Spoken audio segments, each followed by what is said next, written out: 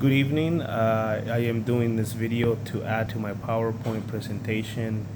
Mainly, I don't necessarily have the technology to uh, do a presentation with PowerPoint at the same time. So I'm going to be using my laptop to kind of guide me through some of the information and then go from there. Today, I'm going to be covering the Psychology, Intelligence, and General Ability Testing, Chapter 7, where Mr. Spearman tends to focus this practice of his to incorporate certain understanding to what the um, general intelligence tends to be. The idea that general intelligence exists comes from the work of Charles Spearman. Again, I mentioned him before. He is from 1863 to 1945, who helped develop the factor analysis approach in statistics. Okay?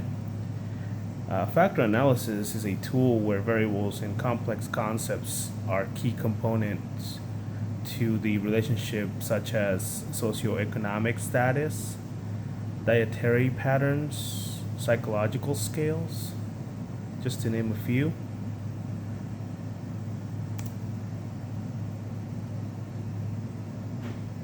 Now I'm going to move on to the next slide here.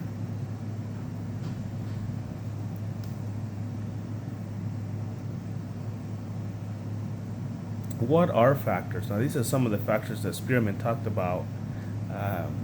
He claims that they are observed variables that have similar patterns to responses. They tend to be associated with talent. I mean, not talent.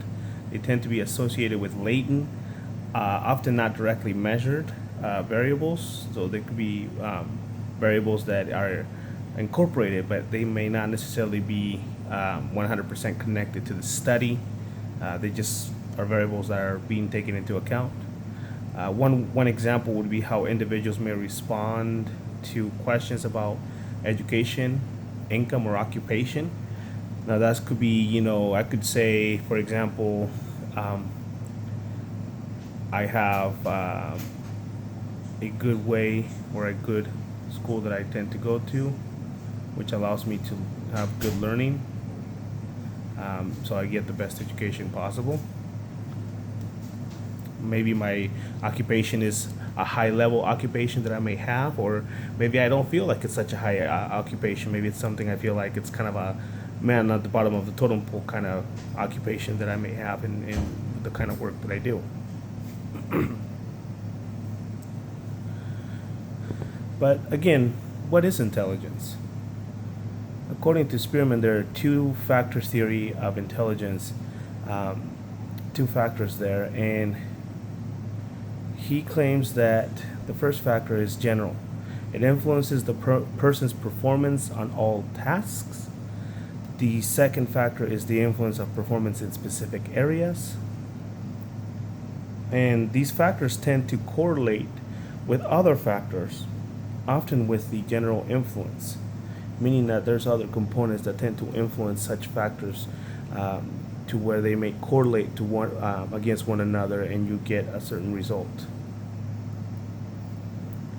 Now, Spearman, he proposed that general intelligence is linked to many clusters that can be analyzed by factor analysis within psychology research.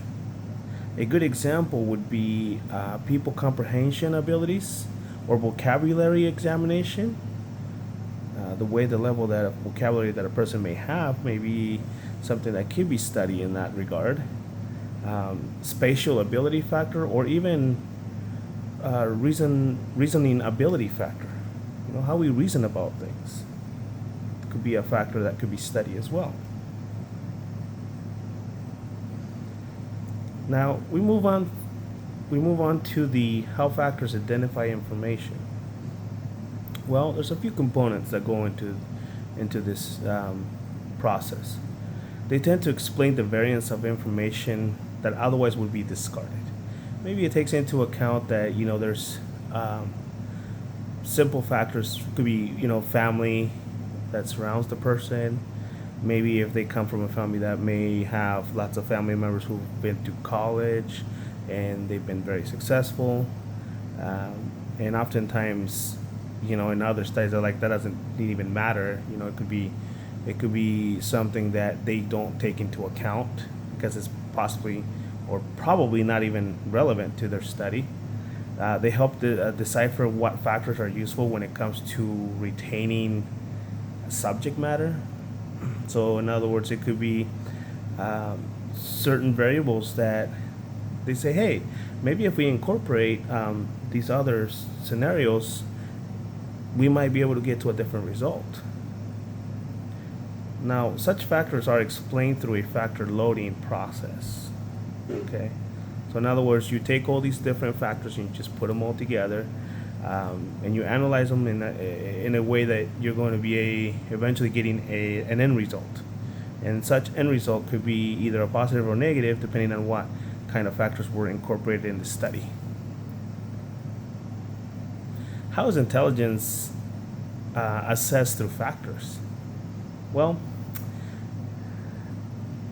by origins of intelligent testing. So, Spearman back in the 1863, he was studying his process of figuring out what other factors could be incorporated into the study of a person's intelligence. Oftentimes, he would look for different components that maybe other researchers were not really necessarily focusing on. Again, we go back into possibly environment. The place they're from, birthplace. Could be maybe the family they come from. How's their structure? It could come by also dedication, habits, things of that nature. Modern test of mental abilities. They have the SAT, ACT, GRE. Placement exams, all these other factors that they use nowadays to see how the level of intelligence. They tend to measure the level of intelligence of the person by asking them certain specific questions. The principles of test construction. This could be, the way that the exams or the tests are being written, they're being generated. How people are taking different approaches to making it a universal testing format for everybody. Might not necessarily be the best way, but it's something that they use constantly on a regular basis, just to measure students' abilities, for example. Genetics and environment play a key factor. Again, these are situations where a person may come from a background where there's not exactly a whole lot of opportunity for education, so they may not have the intelligence that we would want them to have, or be able to answer certain questions on particular tests. Genetics may or may not be a big factor. Oftentimes, you can come from from your parents may not have any real education, and here you are, and you're excelling, doing just very well in all your other in your educational experience. But I do want to look at something that's really, really interesting. There's this flow chart here, which kind of tends to incorporate the factor loading example. It has the variables, which is like income, education, and so forth, house value, crimes in the neighborhood type of deal. They have all those things. Now, this is a chart that I found rather interesting. It's by Makey Ran. He's a PhD professor over at Cornell University. Now, he tends to have a factor 1 and factor 2.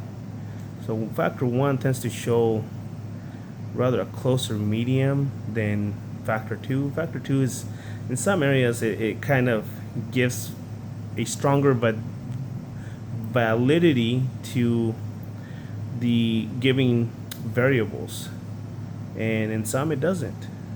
So this is kind of a way that they may be able to show this, as an example, what kind of variables can be incorporated and what kinds of things people may answer giving those specific variables. Now, we move on from that chart onto the factor analysis.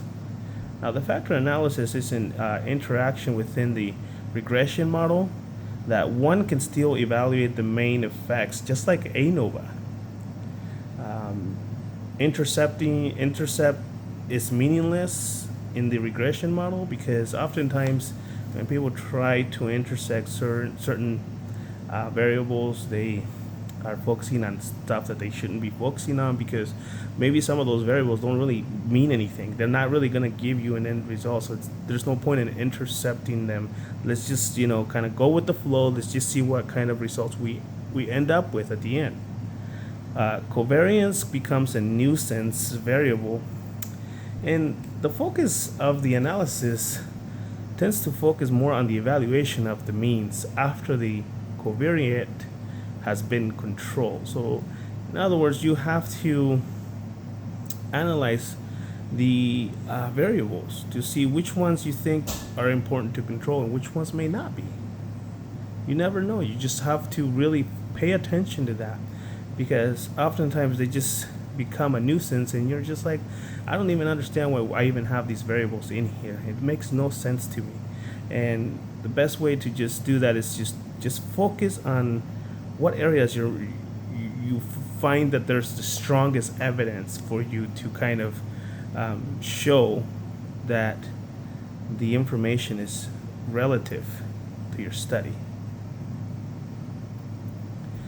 Intelligence in all cultures?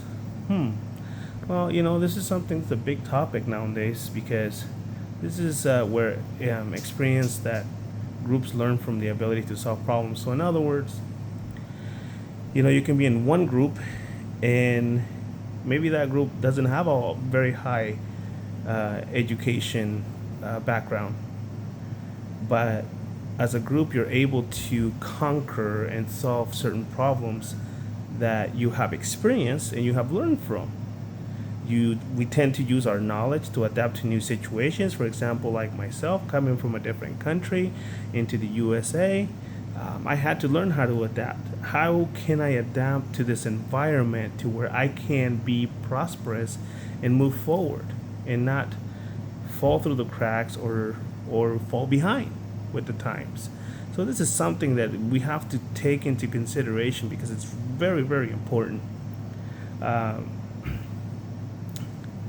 For example, people tend to measure intelligence in different ways, right? Oftentimes I hear the term school smarts. Okay, well, what is that?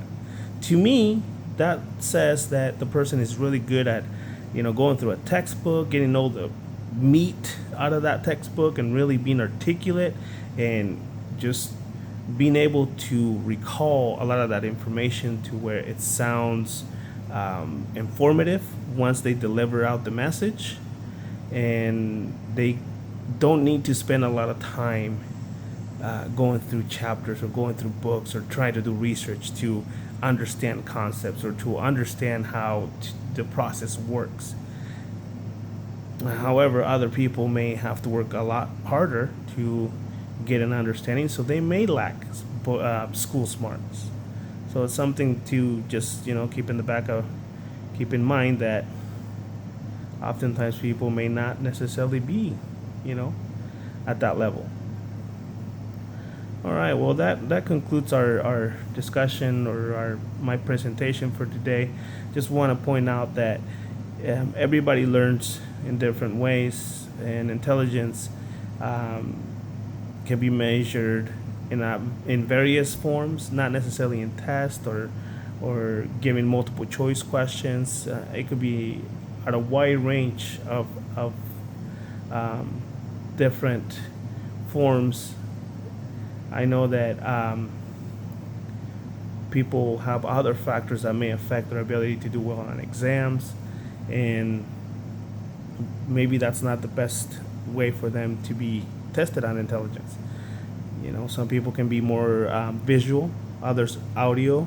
They tend to learn that way. Others do more hands-on, kinesthetic. They learn that way. So I think that it's important to consider not only the background of the person, but their environment, the way they were raised, the way they understand things, and also at the same time, always remember that one size does not fit all. And we have been living in this Stone Age process that just doesn't change, because it's all about, let's just take this multiple choice exam and let's see how smart this person is. So we let them into university, or maybe they do get the job or they don't get the job, without not providing any alternatives. And that could be, damaging to the person when it comes to measuring their intelligence. It's important to be aware of that and not be biased. Thank you.